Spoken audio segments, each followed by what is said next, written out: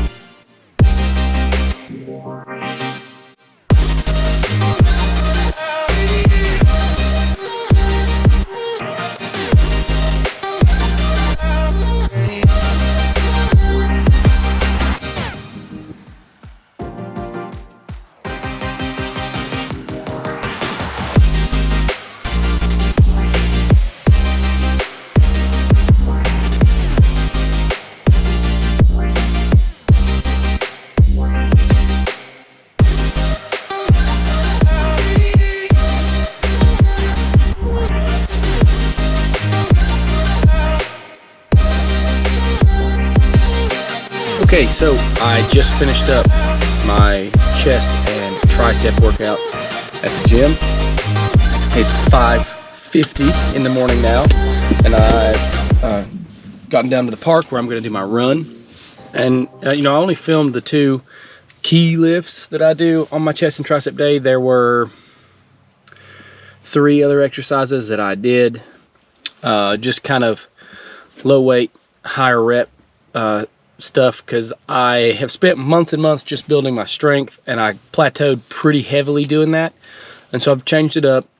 So I'm not lifting nearly the weight that I was say 2 months ago, but I feel good now doing higher reps. I feel like I get through the day better. I feel like it's balanced out my just general lifestyle quite a bit better.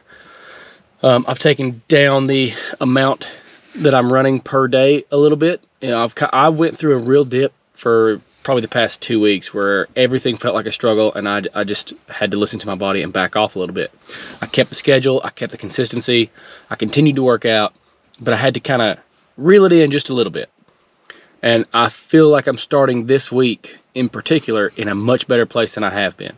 So hopefully the rest pays off. Hopefully changing the workout styles and the volume pays off. So for now, we're gonna go run, and the plan is 5 miles, unless I start to see those same signs that I've been seeing, and then I'll back it off to 4. But I spent 2 weeks where probably 4 miles was my average run, where this summer at the peak of my training, I feel like I was averaging 7 miles a day.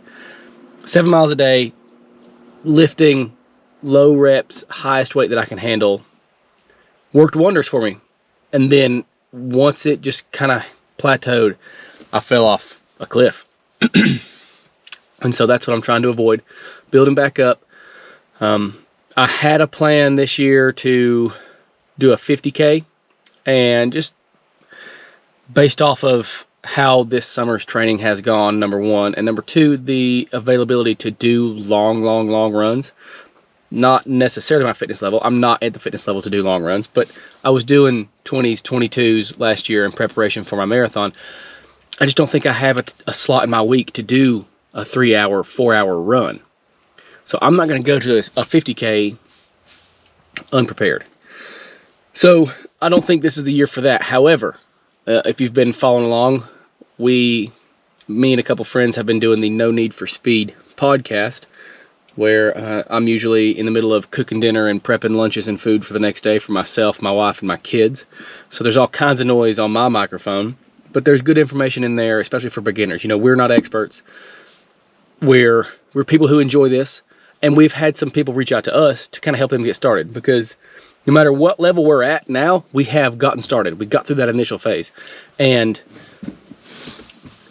we want to build this community. And so we decided we're gonna try to put rubber to the road. We're gonna try to get out, go to an event. We all want to do an ultra marathon, and you know, maybe we don't get quite to this distance. I assume we would, but we're thinking about doing a 12-hour overnight race that's a 4.5 or 4.2 mile loop, and you just do as much as you can in 12 hours.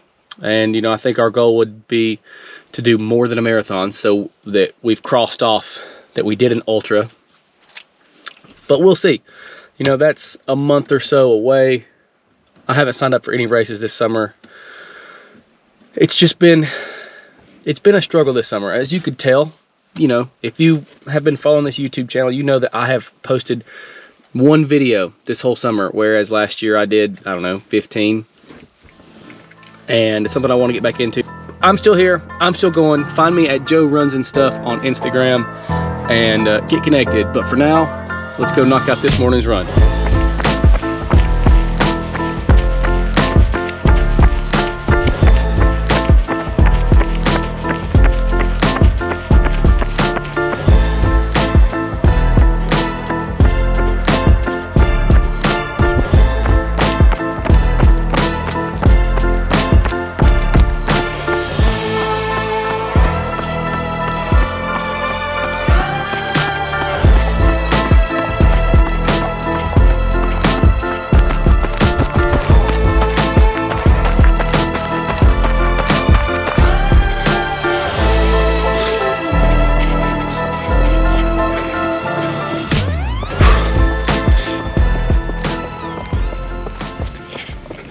So now that I've got enough light to film, let's talk a little bit about this routine. So one of the most important parts of the morning routine is the night before. I don't go ahead and mix, but I either use a sandwich bag or a little cup to go ahead and have my supplements ready to just dump in the blender bottle. It just saves a little time, saves a little noise when my family's sleeping, and gets me out the door quicker.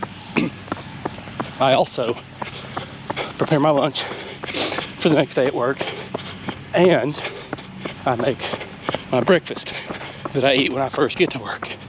So I'm taking care of my nutrition the night before so that my morning goes a lot smoother and I have more time for the fitness, because that's the reason that I'm getting up in the first place. The second thing that I find very important for the morning routine, which doesn't have to be the night before, it could be whenever, is that you have your program. You know what you're going to do in the morning. You know the sets, you know the reps, you know what weights you're going to lift or attempt to lift. You know the mileage, the distance that you want to run, even if you're not doing both. If you're not doing one thing, you still need to have a plan. If you're getting up to go cycle, if you're getting up to ride on an exercise bike at home, it doesn't matter. The less you have to spend time thinking and making decisions, the more time you have working.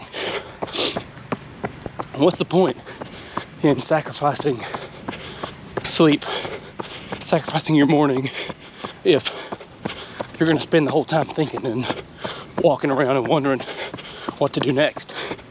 So have the plan. And finally, you have to make the choice that once you're up, you're gonna do it.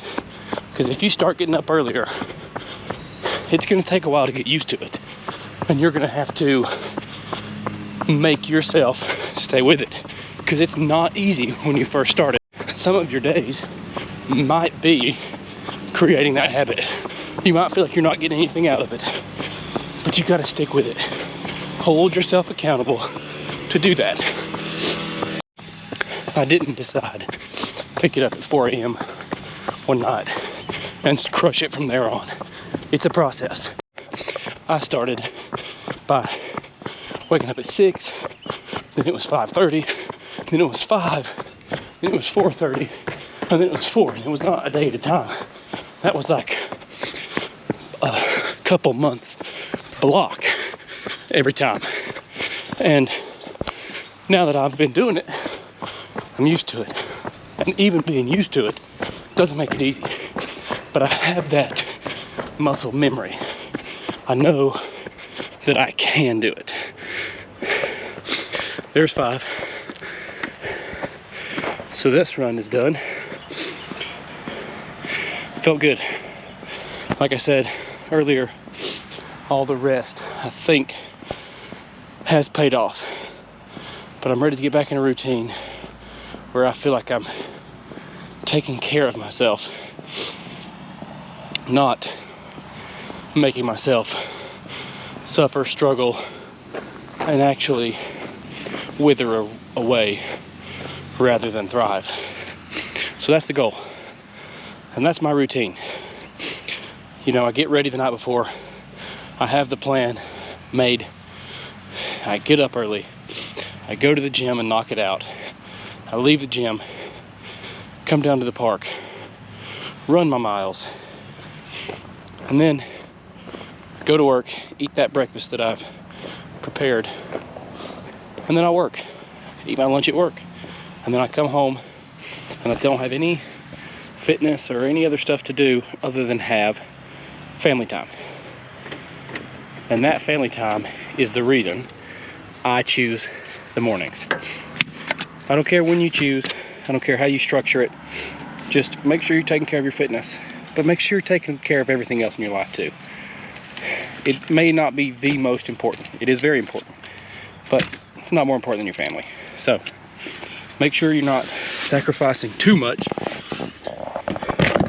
but make sure you're taking care of yourself. So that's it for this one. I'll see you all in the next one.